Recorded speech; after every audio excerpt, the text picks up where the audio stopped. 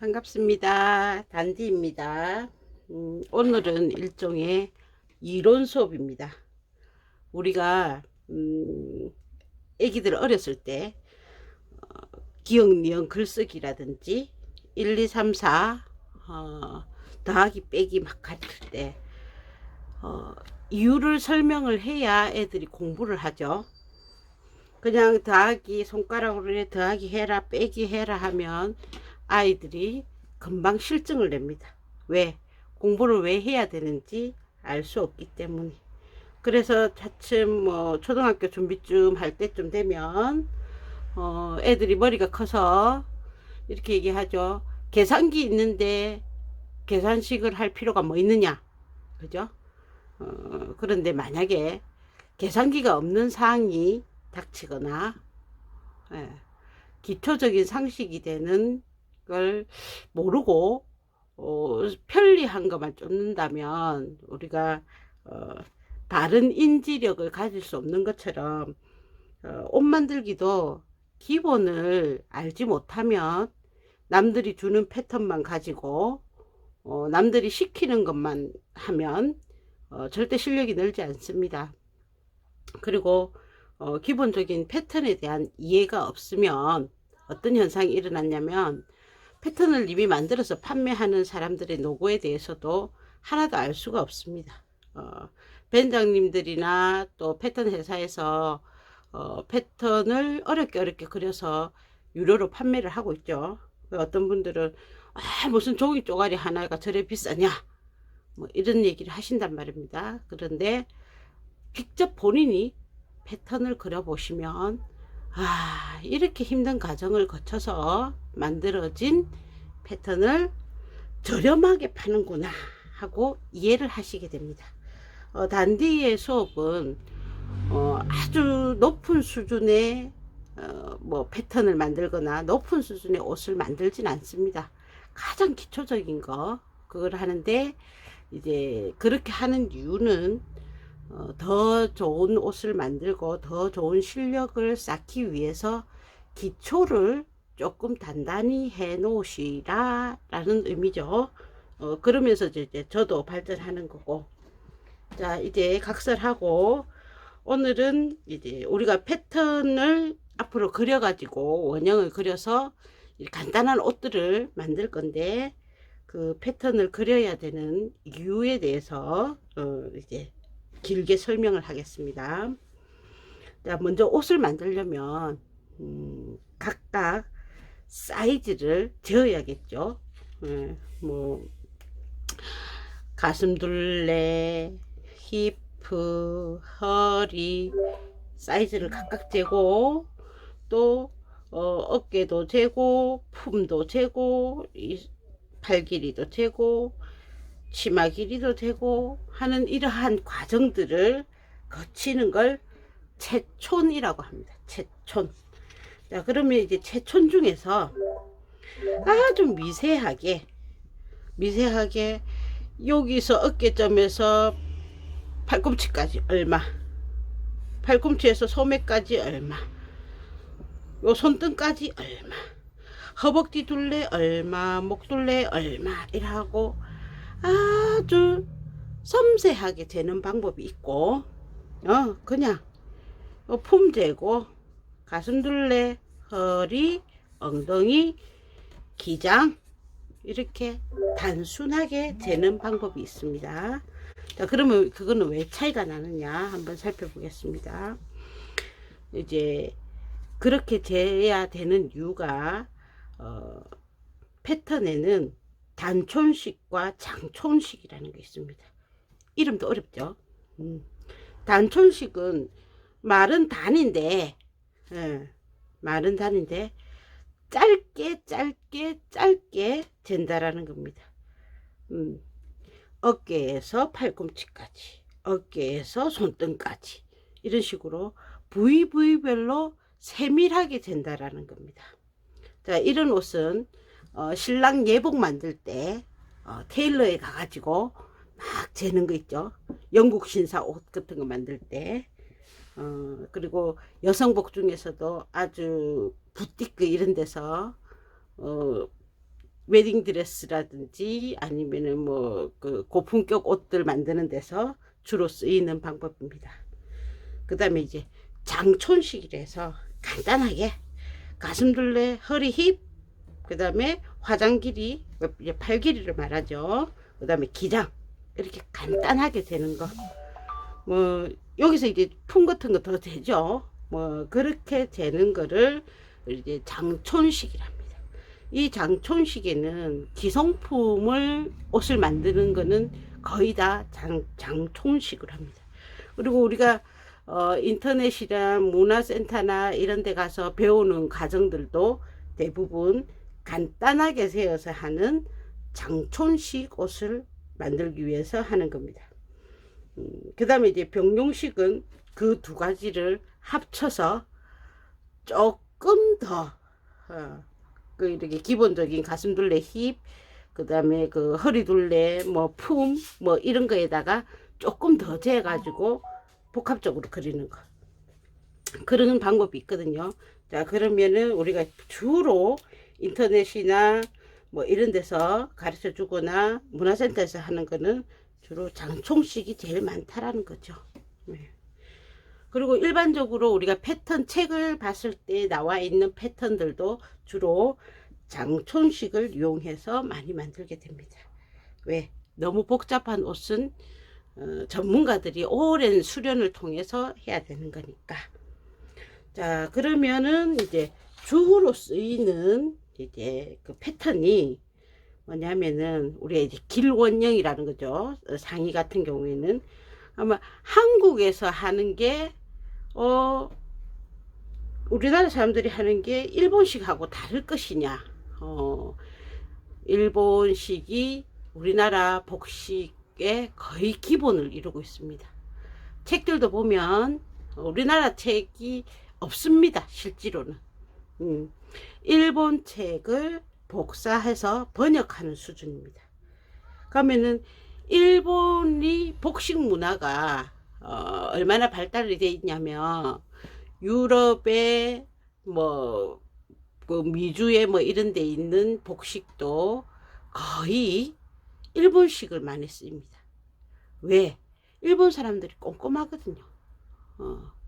그리고 복장이 발달되기는 뭐 테일러 같은 경우 발달되기는 이제 뭐 유럽이라든지 이런 데가 더 발달은 되었고, 패션도 뭐 미국이나 파리나 프랑스나 이제 이탈리아 이런 데서 더 발전이 되었지만, 실제로 근간을 이루는 거는 그거를 이론화하고 체계화 만든 거는 일본식이 많습니다. 물론 조금은 차이 있지만 체계가 없던 거를 체계화 시킨 게 일본 사람들이기 때문에 우리나라 사람들도 주로 전문가들도 결국 토대는 일본식을 가지고 우리나라 체형에 맞춰서 이렇게 약간 변형을 했다고 볼 수 있죠.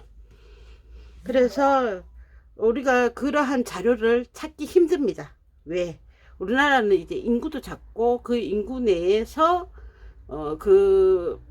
이제 그 패턴을 또 이제 만드는 기술들을 공유할 수 있는 집단 자체가 작기 때문에 이론화 시켜놨지 않았다라는 거죠.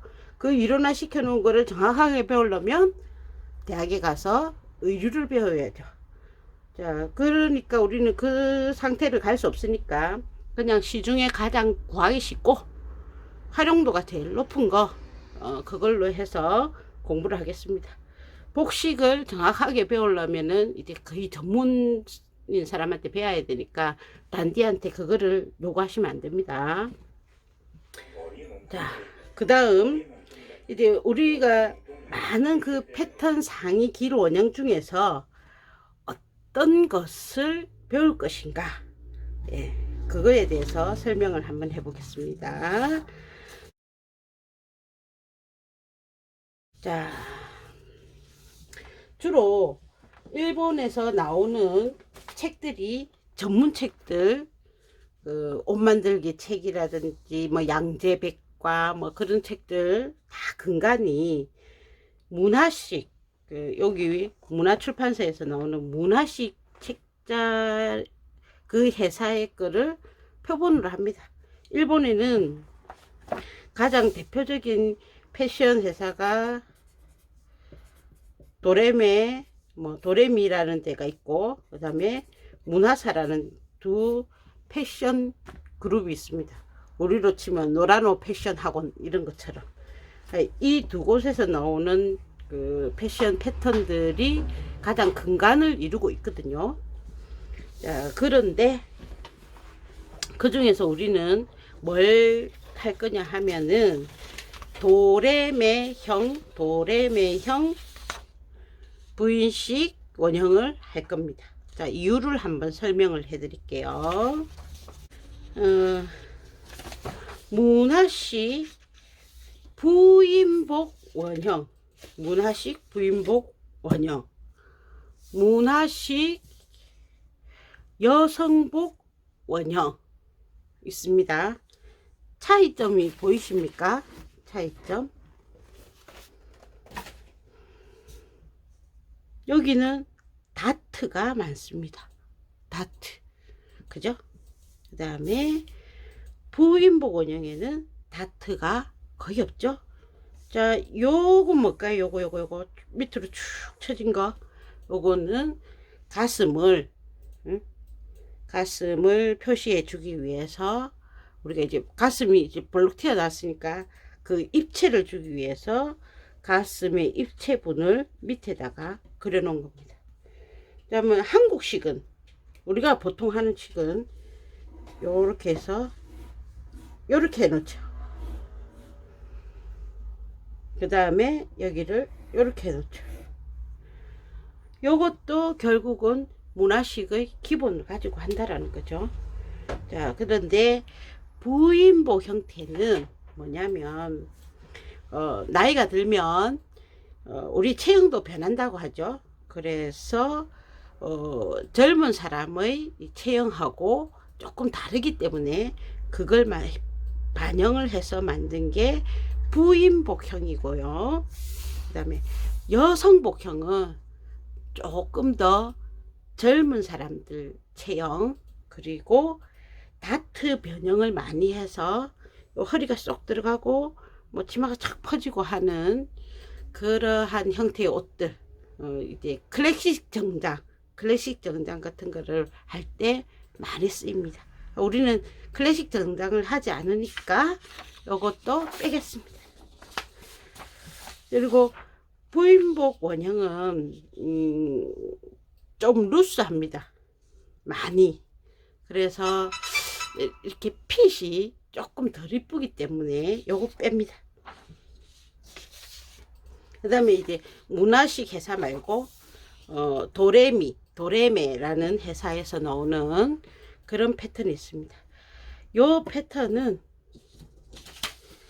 이 두 가지의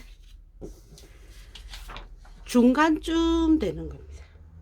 그래서 일본 책자를 통해 가지고 옷을 만들었다라는 대중들이 비교적 평가할 때 요거는 좀 클래식이니까 빼고 만들기 어려우니까 요 두 가지 중에서 요게 더 이쁘더라. 원형상에는 큰 차이가 없습니다. 큰 차이가 없는데 요게 조금 더 이쁘더라, 핏이. 그래서 우리는 요 도레미식 부인복입니다. 도레미식에도 젊은 사람들 하는 형태 있습니다. 근데 우리는 이제 부인들이니까 부인복 원형을 하겠습니다. 자, 그 다음에 또 원형에는 또 뭐가 있냐면은 우리 이제 남자 팬티 할 때 내가 설명을 해드렸죠. 가코미식이라고 있습니다. 이런 원형을 그리지 않고 박스를 그려서 거기서 얼마만큼 나가고 거기서 얼마만큼 나가고 하는 그런 형태의 가코미식이 있습니다. 자, 그러면 이 가코미식은 어떤 단점이 있냐면 여기 정해져 있는 치수 말고는 약간 변형하기가 힘듭니다. 폭늘림 또 뭐 세로 길이 늘림 이런 거를 별도로 한 번 더 해줘야 되기 때문에 가코미식은 많이 활용이 돼서 많이 나가고 있지만은 우리는 일단 부인복 원형 도레미식의 부인복 원형을 그리고 그 다음에 수업 중간중간에 가코미식도 그려서 어떻게 활용하는가를 배우겠습니다. 자, 일본의 대표적인 패션 책들이 많죠. 저도 뭐 엄청나게 있습니다. 그 중에서 완성되어 있는 패턴 말고 패턴을 그려서 하는 그 대표적인 책들입니다. 자, 요거는 스타일북이라 하고 요거는 부티크라고 합니다. 자, 스타일북은 비교적 젊은 사람들의 스타일이 많습니다. 우리도 물론 입을 수 있죠.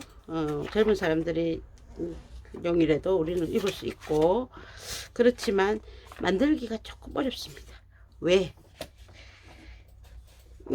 이 패턴들은 주로 여성복, 이렇게 다트가 많이 들어가 있는 여성복의 원형을 근간으로 해서 많이 만듭니다. 그래서 다트 변형을 한다든지 뭐 사이사이에는 일반적인 것도 많이 있지만 다트 변형을 해가지고 여기 찢어라 저기 붙여라 이런 것들이 많거든요. 요 같은 경우들은. 그래서 스타일북은 좀 세련되지만 조금 더 난이도가 있기 때문에 요거는 빼겠습니다. 그 다음에 완성되어 있는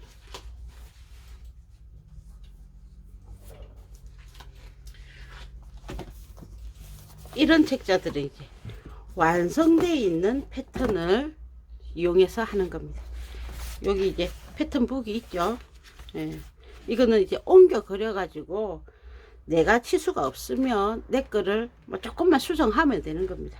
이런 거는 나중에 되면 뭐 식은 좀 먹기로 할 수 있기 때문에 하지 않겠습니다. 우리는 이제 기초를 배워야 되니까.